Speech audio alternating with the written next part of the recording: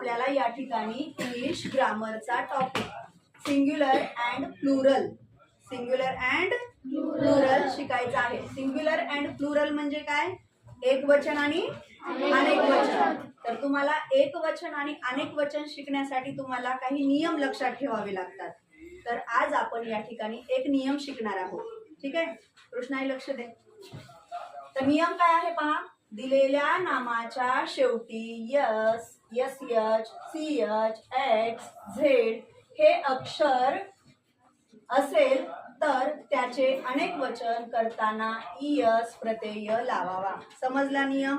आता आपण इथे शब्दांचं निरीक्षण करूया। दिलेल्या नामाच्या शेवटी, हे नाम दिलेलं आहे, शेवटी आलेला आहे का सी एच? आहे का? त्याचं अनेक वचन करताना काय करायचंय? फक्त आपल्याला ईएस प्रत्यय लावायचा आहे। म्हणजे वॉच, वॉच, वॉचेस। या ठिकाणी आलेला आहे ग्लास। दिलेल्या नामाच्या शेवटी कोणता शब्द आलेला आहे? यस आलेला आहे। तर ग्लासचं अनेक वचन काय केलेलं आहे आपण?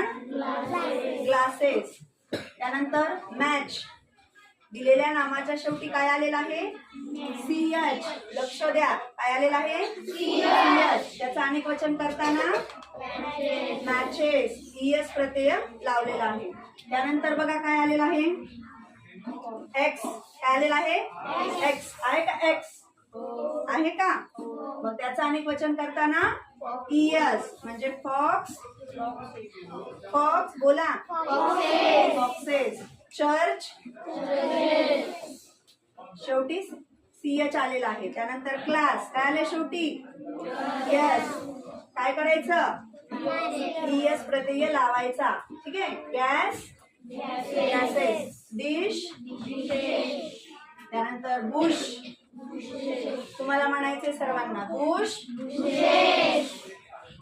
त्यानंतर ब्रश, ऍस, ब्रँच, ईएस लावायचा आहे सर्व शब्दांना शेवटी फक्त।